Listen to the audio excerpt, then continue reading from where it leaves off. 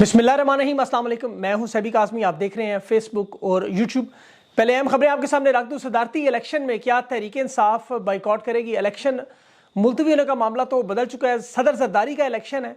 वैसे इसे इलेक्शन तो नहीं कहना चाहिए, सिलेक्शन है। और एक बड़ा अजाब मुल्क में, जो पहले एक तो निगरान हुकूमत की सूरत खत्म हुआ, अब नया शुरू होने जा रहा है। खैबर पख्तूनख्वा को बांग्लादेश बनाने की भरपूर साजिश हो रही है। और अमेरिका में जो बाइडन की हुकूमत डोनाल्ड ट्रंप को पाकिस्तानी तर्ज पर एक बहुत बड़ी वारदात, वो मैं आपको बताता हूँ, आप हैरान होंगे। मरियम नवाज और बिलावल की मुलाकात के साथ ही तौहीन मरियम पंजाब में पहला मुनफरिद केस चीफ जस्टिस लाहौर ने आज हलफ उठाया। और एक बड़े अहम जज फारिग आजम स्वाति, आज मानसेरा में उनकी एंट्री हुई। और आज पाकिस्तान में कानून के साथ बहुत बड़ा खिलवाड़ हुआ। और लाडलों का, ये पाकिस्तान में लाड कैसे कैसे किए जा रहे हैं, तफसील बताता हूँ। आइन और कानून तो मुकम्मल तौर पर बढ़ गया, ख़त्म हो गया। अगर इस मुल्क में एक कानून होता तो वो शख्स जिसे किसी ताहयात सरकारी ओहदे के करीब नहीं आने दिया जाता, जो जहनी तौर पर एक ख़तरनाक मरीज़ है, ये मैं अपनी तरफ से नहीं कह रहा, ये फाइनेंशियल टाइम की 2008 में लंदन से आसिफ जरदारी के डॉक्टरों की रिपोर्ट है कि इसकी दिमागी हालत के सर्टिफिकेट बाकायदा तौर पर जमा है, जिसमें से भूल जाने से लेकर डिप्रेशन तक, पोस्ट ट्रॉमेटिक डिसऑर्डर यानी जो PTSD उसे कहते हैं, वो मर्ज है। 2 साल तक इस मर्ज में मुब्तला रहा। उन कागजात के मुताबिक जो उन्होंने बनाए कि 11 साल चुके जेल में रहा। फिर इसकी जोजा मोहतरमा बेनज़ीर भुट्टो का मामला हुआ। और ये रिपोर्ट जो है, अमेरिका में एक बहुत बड़े साइकेट्रिस्ट हैं फिलिप साइटल, उसकी रिपोर्ट है, जिसने वाज़े तौर पर लिखा कि मुझे आसिफ अली जरदारी की यादाश्त और उसकी तवज्जो दे के काम करने का मामला, कोई तब्दीली नज़र नहीं है उस वक्त। अब इसकी ज़हनी हालत क्या है वो आप जानते हैं। अब ये ज़हनी हालत है। करप्शन के मामले पर हुकूमत पाकिस्तान बरतानिया में इस पर केस कर चुके, असासे वहाँ जब्त हुए। तो दिमागी हालत भी इस बंदे की पता है, क्रिमिनल हालत भी ज़रा सुन लें। 2008 में अमेरिकी एम्बेसी ने जो पहली प्रोफाइल इसकी भेजी अमेरिका को, अपने मुल्क को, इसमें उसकी पहली गिरफ्तारी 1990 में जो डाली बताई, वो ब्लैकमेल केस में, जिसमें एक बिजनेसमैन में से ये एक तावान भत्ता मांगते, उसकी टांग के साथ रिमोट कंट्रोल पटाखा बांध के उसे बैंक से रकम निकलवाने के लिए भेज रहा। ये 1990 थी। ये तो देख का एक चावल था। बाद में आपको पता है गैर कानूनी सरगर्मियों का एक बड़ा लंबा चौड़ा रिकॉर्ड है। मुर्तज़ा भुट्टो कत्ल केस, बेनज़ीर भुट्टो के मामले पर इल्ज़ामात, पाकिस्तान की दौलत चोरी करने का, मनी लॉन्ड्रिंग का, बरतानिया समेत अमेरिका में, साथ दुनिया भर में, दुबई में करप्शन किंग। पाकिस्तान का इसने वो नाम बनाया जलालत की कमाई में कि दुनिया भर की अखबारात मिस्टर 10% का नाम से इसको जानती नहीं। और यहाँ तक कि दुनिया के बड़े बड़े रहनुमा मजाक उड़ाते थे, हाथ मिलाने के बाद उंगलियाँ गिना करो। ये मजाक नहीं, ये हकीकत में ऐसा हुआ है।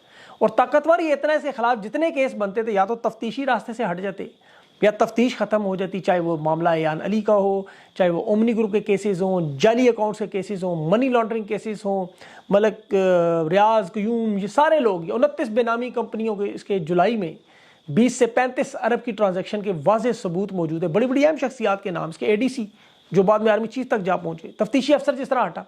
मुर्तज़ा भुट्टो के केस में आप देख रहे जो हुआ, मकसूद चपड़ासी, बेनज़ीर भुट्टो के केस में जिस तरह वारदात सारी खत्म हुई।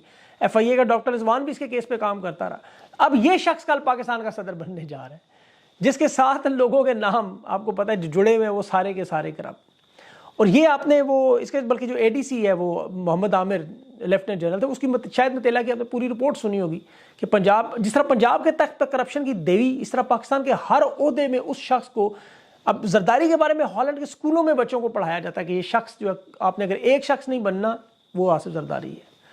और इसे सदर बनाने के लिए जिस तरह हर ओहदे पर खिलवाड़ हो रहा है, एक तरफ देखिए वारदातें तो बहुत सी हैं, लेकिन इस बड़ी वारदात को देखिए कि मखसूस नशिस्तों के नाम पे जो फ्रॉड, अब पेशावर हाई कोर्ट ने स्टे दिया हुआ, फैसला दिया हुआ है, लेकिन जिस तरह आज पार्लियामेंट में मखसूस नशिस्तों पर जिस तरह हलफ लिया गया, फिरौन का हुक्म आया होगा, लाजमी सी बात है, वरना आसिफ अली जरदारी का इलेक्शन है, आपको पता है, किसकी जरूरत है ना करवाए। कहते हैं कोई रुकावट नहीं होनी चाहिए, ये बाकायदा तौर पर इसे कामयाब करना, ये एक सियासी जमात बने हुए हैं मुकम्मल तौर पर। फ़र्क सिर्फ ये तनख्वाहें मिलती हैं, या अदलिया समेत तमाम इदारे अदालतों अवाम के टैक्स से आपको तनख्वाहें लेते हैं, और सियासत भी खेल रहे हैं, किंग मेकर्स भी बने हुए हैं। यहाँ पर जो सबसे बड़ा जुल्म पेशावर हाई कोर्ट के फैसले को रिजेक्ट करना। मशरकी पाकिस्तान के हालात आप देखें, शेख मुजीब के दौर में उन अदालतों के फैसले तस्लीम नहीं करते थे। जब भी अदालत अवामी लीग की या शेख मुजीब की पार्टी के बारे में कोई फैसला देती, पहले तो जजेस पे दबाव डाल के वो फैसले बदलवा लेते थे। फिर एक वक्त आया कि उन अदालतों ने हक और सच पर खड़े होने का फैसला कर लिया, कोशिश की, इन्होंने अदालतों को मानने से इनकार कर दिया, जिस तरह आज बिल्कुल पेशावर को। नतीजा क्या निकला? मशरकी पाकिस्तान अलग बन गया। अब पेशावर हाई कोर्ट में बल्ले का केस हो, किसी की जमानत का केस हो, मखसूस नशिस्तों का केस हो, ये बराह रास्त पेशावर हाई कोर्ट का साफ इनकार कर देते हैं। अटॉर्नी जनरल जिस तरह आज असेंबली के अंदर कह रहे हैं کہ پشاور ہائی کورٹ کے فیصلے کا اطلاق جو ہے وہ پنجاب، سندھ، بلوچستان اور اس پہ نہیں ہوتا. بیرسٹر گور اس کو جواب دے رہا ہے، وہ بھی اس سے بڑا وکیل ہے، بیرسٹر ہے. وہ کہہ رہا ہے کہ عدالتی حکم کے برخلاف جاتے ہو تم حلف لے رہے ہو. یہ حلف کی بھی خلاف ورزی ہے اور عدالتی فیصلے کی بھی. ویسے تو چلے لاہور ہائی کورٹ میں سنی اتحاد نے مخصوص نشستوں میں درخواست ڈال دی، وہاں بھی سماعت شروع ہو جی، وہاں بھی نئے چیف جسٹس آ گئے ہیں، اس پہ بعد میں بات کریں گے پھر بھی. لیکن پشاور کو حصہ ہی نہیں تسلیم کیا جا رہا. ایک آئینی عدالت کا حکم ماننے سے انکار کر رہے ہیں. یہ صوبے کو کیا ملک سے الگ کرنا چاہتے ہیں؟ انہوں نے حالات وہاں پہ کیا بنا دیے. جس طرح وہاں کے لوگوں مینڈیٹ چھینا، آج فارم 47 والے بٹھا دیے سارے. تحریک انصاف کے پاس صدر کے سلیکشن میں آپشن موجود تھی کہ اس کا بائیکاٹ کریں، لیکن وہ جمہوری عمل میں عمران خان کسی چیز میں بائیکاٹ نہیں کرنا چاہتے. اسد قیصر نے کہا الیکشن یہ ملتوی نہ ہوا، اگر ملتوی کرنے سے تو الیکشن کمیشن نے انکار کر دیا تھا، تو اس سے پوچھا بائیکاٹ کرو، اس نے بائیکاٹ کا تو سوال ہی نہیں پیدا ہوتا. اب پشاور ہائی کورٹ کے ساتھ دیکھیں خیبر پختون کا جو معاملہ ہے، یہ بات بڑی آگے تک جا چکی ہے. آج جو علی امین گنڈا پور کی اب پریس کانفرنس سنے، اس نے کہا ہم اس جعلی وزیر اعظم کو کبھی وزیر اعظم تسلیم نہیں کریں گے، میں اسے کبھی وزیر اعظم کہوں گا بھی نہیں. یہ قانون شکنی ہے اگر میں اس کو وزیر اعظم کہوں، یہ میرا وزیر اعظم نہیں ہے. اور کہا کہ میں اپنے صوبے کا حق مانگوں گا عاجزی کے ساتھ، نہ ملا تو پھر میں اس کے لیے جس حد تک جانا پڑا جاؤں گا. ہم نے بڑی ماریں کھائی ہیں، بس ہوگی ہماری. اللہ کرے ایسا نہ ہو، انہیں عقل آ جائے اور اس طرح کی زیادتی نہ کریں. اور خیبر پختونخوا حکومت بڑا بہترین کام شروع ہو گیا. دیکھیں پہلے تو انہوں نے مراد ساری واپس لے لی، پرانے سارے وزرائے اعلیٰ سے بادشاہی نظام ختم کرنے کی. اب تحریک انصاف کا مکمل کنٹرول ہو چکا ہے. وہاں جو جلسے میٹنگوں میں پانی چھوڑتے تھے، آپ کو پتہ ہے تمبو کناتے اتار کے لوگوں کو مار پیٹ کر کے اسپیکر ساؤنڈ سسٹم لے جاتے تھے. آج وہی پشاور کے جلسے میں کرسیاں سیدھی کرتے نظر آئیں گے. وقت سدا ایک سا نہیں رہتا، کچھ غلطیاں بھی ہو رہی ہیں، کچھ لوگوں کے نام بھی آ رہے ہیں جنہیں نہیں ہونا چاہیے تھا کیبنٹ میں، اس پہ بات کریں گے آگے. صحت کارڈ کا آغاز بڑا اچھا ہے، احساس ڈاٹا بڑا اچھا بنا ہے. 10,000 روپے رمضان پیکج کا اعلان ہے. 8.5 لاکھ خاندان جو 14% حصہ بنتا ہے آبادی کا. پنجاب میں اس کا مقابلہ کریں تو 3500 روپیہ دیا جا رہا ہے. وہاں انہوں نے تمام مراد چھینی، یہاں بھی نے تمام مراد چھین لیں جن لوگوں سے. غریبوں کو ریلیف کرنے کا خیبر پختونخوا میں بڑا بہترین کام. ابھی ایک انہوں نے جو پشاور میں اسپتالوں میں بڑا اچھا کام، رمضان دسترخوان. لوگ جاتے ہیں، آپ کو پتہ بیمار ہیں، ان کے ساتھ لواحقین ہوتے ہیں، وہ بیچارے سحری اور افطاری ابھی انہیں دی جائے گی. بڑا زبردست کام ہے. اور بجلی کی لوڈ شیڈنگ، اس نے کہا کسی کو میں بغیر اس کے شیڈول کے نہیں کرنے دوں گا. آٹا جو غریبوں کو دیا جا رہا ہے اس پہ عمران خان کی تصویر نہیں، جس نے ان کے تھوبڑے لگے ہوئے اوپر. وہاں جو ہیلتھ کیئر کارڈ ہے اس میں 10 لاکھ روپیہ ملے گا. اچھا یہ لاٹری لگ گئی ہے کیپٹن صفدر کی بھی. ویسے پنجاب میں تو اس غریب کو کچھ ملنا نہیں تھا، اب خیبر پختونخوا سے 10 لاکھ ملے گا. وہ اس میں اب زوجہ کی سرجریاں بھی کروا سکتا ہے، اپنی بھی چھوٹی موٹی سرجریاں جو ہیں اسے ضرورت ہوں گی وہ بھی کروا سکتا ہے، کچھ چھوٹے موٹے دوائیاں بھی خرید سکتا ہے اپنے لیے. لیکن دیکھیں یہ جمہوری حکومت کا کام ہے. خیبر پختونخوا کی اسی لیے تعریف کرنا چاہیے، ورنہ پاکستان کو انہوں نے لاڈلوں کا ملک بنایا. اب ایک شخص صرف محسن نقوی کی آواز سے دنیا پوچھتی ہے کیا خوبی ہے بھائی اس کے اندر. میں بتاؤں اس سابقہ CIA کے ساتھ کوئی ایجنٹ ہے ان کا، بہت بڑے لیول پہ ہوگا. ایک عام مڈل کلاس بندہ 6 ٹی وی اسٹیشن بنا لے، اربوں کے ٹی وی اسٹیشن. CNN میں تھوڑا سا کام کیا، عام معمولی بندہ آج نگران وزیر اعلیٰ پنجاب بھی بنتا ہے، چیئرمین PCB بھی بنتا ہے، اب اسے سینیٹر بھی بنایا جا رہا ہے، پھر اس کے بعد وزیر داخلہ بھی لگے گا. تو آپ سوچیں کہ اس کے اندر خوبی کیا ہے. ایک تو خوبی اس کی آپ کو پتہ ہے طاقتور لوگوں کا، قریبی لوگ، رشتہ دار. باقی خوبیاں پیچھے بائیڈن کی حکومت. میں آپ کو بتاؤں وہ تمام امپلیمنٹیشن ذرا غور سے سنی گئی. امریکہ کی تمام وارداتیں پاکستان کے اندر جو لانے والا، اس کو امپلیمنٹ کرنے والا یہی شخص نظر آتا ہے. اور یہ اور اس کے ساتھ کچھ اور بھی ہوں گے سے گرگے. اس کے میں آپ کو کچھ ثبوت دیتا ہوں. مثال کے طور پر جو بائیڈن نے آج سٹیٹمنٹ دی کہ امریکہ میں سیاسی افراتفری پھیلانے والے لیڈر کی کوئی گنجائش نہیں، جمہوریت کو خطرہ ہے. ڈونلڈ ٹرمپ کے بارے میں یہی سٹیٹمنٹ انہوں نے عمران خان کے بارے میں دی. امریکی ڈیپ سٹیٹ ایکٹرز وہاں ریاست میں جو الیکشن ہو رہے ہیں امریکہ کی ریاستوں میں، وہاں وہی حربہ استعمال جو پاکستان میں عمران خان کے خلاف 8 فروری کو استعمال ہوا. ابھی کیلیفورنیا کے ایک سینیٹ الیکشن میں اسٹیو گروی نامی ایک امیدوار کا ایڈم شفٹ کے ساتھ مقابلہ. رات کے وہ 1.8 ملین ووٹ کے ساتھ جیت رہا ہے، لیکن اچانک مخالف امیدوار کی چھوٹی سی برتری 27,040 ووٹوں سے وہ امیدوار ہار جاتا ہے.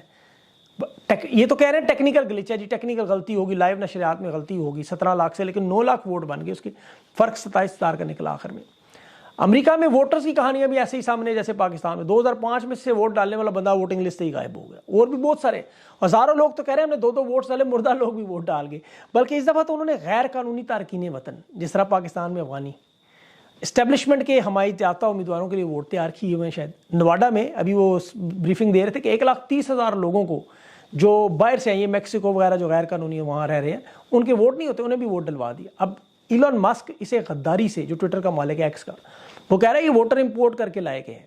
اور امریکہ میں بھی وہی بات ہے جو پاکستان میں غداری، خانہ جنگی، یعنی امریکہ توڑنے کی سازش تک، جس طرح بالکل پاکستان میں ہم کہہ رہے ہیں. ڈیلی میل کی تو رپورٹ موجود ہے، اس میں بائیڈن نے ایڈمٹ بھی کیا ماضی میں بھی اس طرح غیر قانونی تارکین آتے رہے. اب ایلون ماسک آپ کو پتا ہے ٹویٹر کا مالک ہے، ایکس کا مالک ہے، اس کا ٹویٹر بند نہیں ہوا، باقی سب کے بند ہوئے، اس نے کس طرح بچا لیا اپنے آپ کو؟ اب یہ وہاں پہ بھی بہت بڑی 9/11 سے بھی بڑی یہ واردات امریکہ تو سے کہہ رہے ہو رہی ہے۔ پاکستان میں بھی اسی طرح آپ کو پتا غیر قانونی افغانستان کے لوگوں کو نکالنے کا سلسلہ شروع، پھر اس کے بعد ووٹ دڑا دڑ بننے شروع ہوئے، پھر نادرا کا محکمہ، پھر اس کے بعد آپ کو پتا ہے باقی جو سوشل میڈیا ایپس بند ہوئیں الیکشن والے دن، پھر جس طرح الیکشن میں میڈیا رزلٹ دے رہا ہے جو آ رہے ہیں، صبح الیکشن میں رات جیتے ہوئے لوگ صبح سارے ہار گئے 2 دن میں۔ آپ کو پتا ہے جس طرح امریکہ میں فیس بک بند ہوئی تھی 2 دن میں، بھی 2 دن پہلے، اور یہ ڈیپ اسٹیٹ ایکٹر کی وہی فریم آف مائنڈ، اپنے امیدواروں کو جتوانے کی پوری کوشش وہاں بھی ابھی ہو رہی ہے۔ ادھر بھی ڈونلڈ ٹرمپ پہ 97 کیس، یہاں بھی خان پر 200 سے زائد کیس ڈال دیے، وہاں عدالتی کارروائی میں ٹرمپ کو باہر نکالنے کی کوشش، وہاں البتہ عدالتیں آزاد ہیں، کیونکہ امریکہ کا طاقت کا توازن ایک مرکز میں نہیں، انہوں نے اس کو پھیلایا ہوا ہے، 3-4 مرکز ہیں ان کے۔ پاکستان میں اب چونکہ ایک ہی مرکز ہے، ایک ہی جگہ سے فیصلے آنے ہیں۔ امریکہ میں اب اتنے بڑے لیول پہ 2 نمبری ہو نہیں سکتی، ورنہ وہاں کیونکہ وہاں قاضی فائز، سردار سلطان سکندر راجہ، اداروں کے دیگر سربراہان وہ اس حد تک انوالو نہیں ہو سکتے، سارے تو نہیں ہو سکتے، کچھ ہو جاتے، لیکن سارا معاملہ یہاں جس طرح محسن نقوی کو وہ لوگ لائے، یہ اس کی سب سے بڑی خوبی ہے، اس کو اسی طرح استعمال کیا گیا جس طرح امریکہ ڈونلڈ ٹرمپ کو وہاں روکنے کی کوشش، یہاں خان کا مینڈیٹ چوری کر کے اسے روکنے کی کوشش۔ وجہ یہ کہ دونوں اینٹی وار ہیں، دونوں جنگوں کے مخالف ہیں، دونوں کی پالیسیاں اپنے ملک کے لیے ہیں، اپنی اسٹیبلشمنٹ کو اپنے کام تک محدود رکھنے کے لیے دونوں نے پھڈے بھی لیے ہوئے ہیں جرنلوں سے۔ یہاں بھی حالات آپ کو پتہ ہیں، اب یہ سارا معاملہ جو ہے اس وقت اسی انداز میں چل رہا ہے۔ اور امریکی الیکشن میں آپ کو یہ بھی بتاؤں، یہ پہلی دفعہ نہیں ہے، پاکستان میں تو ہوتا رہتا ہے، وہاں جارج بش اور ایل گور کے درمیان جو مقابلہ تھا آخری، اس میں ایک ریاست میں چند ووٹوں کے فرق سے وہ ہارا۔ اب جارج بش کو حکومت میں لانا اسٹیبلشمنٹ کی اس وقت لازم تھا، کیونکہ 2001 کے بعد افغانستان میں آنا تھا، عراق میں آنا تھا، یہ ساری چیزیں کروانی تھی۔ ایل گور جو تھا وہ کہتا تھا جی ماحولیات ہوں، عوام کی بہتری ہو، انہوں نے کہا نہیں ہمیں تو یہ چاہیے، سیم وہی واردات۔ اسے کہا گیا تم بھی سپریم کورٹ جاؤ کیس لو، اس نے کہا نہیں، مسئلہ یہ ہے میں سپریم کورٹ گیا تو جو میرے ساتھ غلط ہوا تو پھر سسٹم سے لوگوں کا اعتماد اٹھ جائے گا، جیسے آج پاکستان میں اٹھ گیا ہے۔ عمران خان نے ہر ادارے کو ننگا کر کے رکھ دیا ہے، اس کی وجہ ان لوگوں کے سامنے آ گیا ہے۔ پاکستان میں ہر الیکشن میں واردات ہوئی، لیکن یہ پاکستان کی تاریخ میں پہلی دفعہ عوام کو فارم 45 47 الیکشن کا پروسیس ایک چیز سمجھ آ چکی ہے، ایک چیز چھوٹے چھوٹے بچوں کو پتہ ہے۔ اب ان کے جو اسٹیبلشمنٹ کے جو لاڈلے ہیں ادھر بھی ہیں ادھر بھی ہیں۔ امریکہ میں بھی جو طاقتور طبقہ ہے وہ بائیڈن کو لانا چاہتا ہے دوبارہ، ان کے مفادات یہی ہیں، آپ کو پتہ ہے پوری دنیا میں اسرائیل کو تسلیم کرنا، ٹرمپ کا معاملہ، بہت ساری چیزیں ہیں۔ اب پاکستان کی چھوٹی سی کالونی اور یہاں محسن نقوی جیسے لوگ یہ سارے پلان امپلیمنٹ کرتے ہیں، لاڈلوں کا خیال اسی لیے رکھا جاتا ہے۔ اب ایک اور لاڈلی ہیں ان کی جنرل رانی صاحبہ، ان کی توہین پہ پہلا مقدمہ درج ہو گیا، اندازہ کریں۔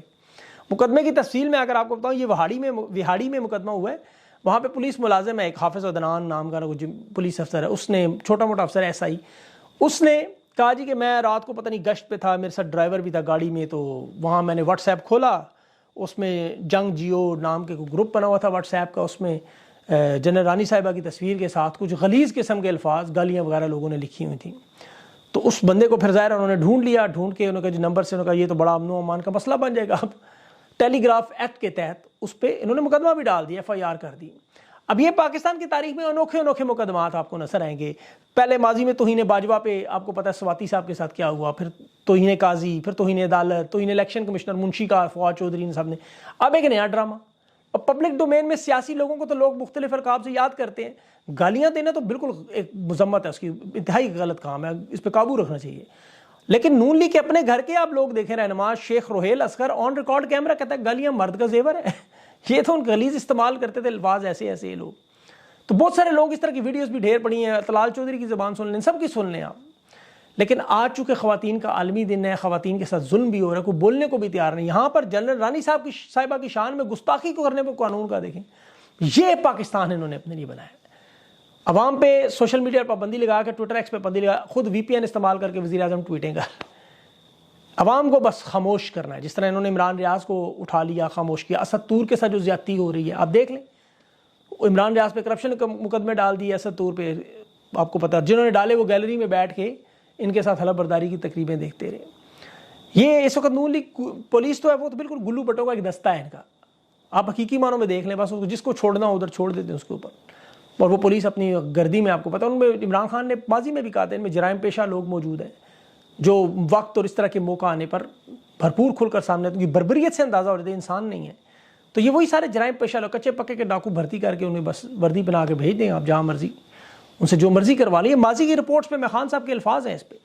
اب اس طرح کے معاملات میں اب یہ پاکستانیوں کو نا امید کرنا چاہتے ہیں کہ دیکھیں ہم نے پنجاب میں بھی اپنی لگا دی وزیر اعلیٰ، ہم نے سینٹ کا چیئرمین بھی لگا دی، ہم نے محسن نقوی کو وزیر داخلہ بھی لگا دی، دیکھیں ہم نے صدر بھی لگا دیا اپنا زرداری، اب آپ کیا کریں گے؟ تو اب عوام کرے گی جو عوام نے اتوار کو کرنا ہے۔ بہت بڑا احتجاج ہے آپ کا، پاکستان کے لوگ نکلیں باہر، یہ سارا ٹویٹر بھرا ہوا ہے۔ اب یہاں پہ تنقید کے حساب سے خیبر پختونخوا کی حکومت میں کابینہ میں ابھی شیر افضل مروت کے بھائی پر بڑی تنقید ہو رہی ہے کہ اسے لگایا گیا، اس کی ماضی کی کوئی 2006 کی 2011 کی یا اس طرح کے سالوں کی کچھ ٹویٹس جو ریکارڈنگ ہے جی، اس نے عمران خان کے بارے میں الفاظ میں کچھ کہ آپ کو آپ نے کیوں لگا دیا۔ اسی طرح شیر افضل مروت کی بھی بلکہ وہ نکال رہے ہیں کہ جی پرانا دیکھیں ماضی میں یہ، دیکھیں ماضی کے اس حوالے سے اگر دیکھا جائے تو بہت سارے رہنماؤں کے ایسے بیانات ہیں۔ محمود اچکزئی جو آج تحریک انصاف کی آنکھ کا تارا ہے، بلکہ وہ دیکھ لیں محمود اچکزئی کے بیانات آپ اٹھا کے دیکھیں عمران خان کے بارے میں۔ آپ اپنے نور ارق جسے مولانا فضل الرحمان کو بھی جس کے ساتھ اتحاد ہونے جا رہا تھا، اچانک کیسے سارا ذائچہ بدلا کہ وہ نظریے پہ ایاز امیر صاحب، آپ میرے اپنے پروگرام میں انہوں نے جس طرح عمران خان کے بارے میں باتیں کی، میں نے وہ پروگرام میں نہیں لگایا، وہ اس حد تک چلے گئے تھے۔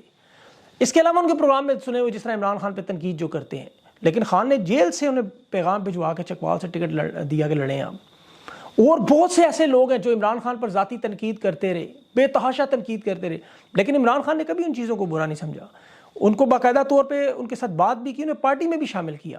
ابھی بھی بہت سے ایسے لوگ ہیں جن کے پر الزامات لگتے رہے، لیکن عمران خان کو آپ دیکھیں ان کے ساتھ اب مسئلہ اس وقت یہ بنا ہوا ہے کہ لوگوں کے ذہن میں اتنے زیادہ رانگ نمبر ہو چکے، اور میں قصوروار بھی نہیں کہہ سکتا، جس طرح 26 سال کی رفاقت پہ اسد عمر جو پی ٹی آئی کا فیس تھا جس پہ یہ سارے لوگ جان دیتے تھے، اسے دوڑتے دیکھا، فواد چودھری کو دیکھا، فاروق حبیب کو دیکھا، یہ سارے لوگ بھاگے، جس طرح لوگوں کا ایمان ٹوٹا ہے۔ اس میں کوئی شک نہیں، آپ کو اتنی زیادہ ٹھوکریں لگ گئیں، اب آپ کو اعتماد آتے آتے ایک وقت لگے گا۔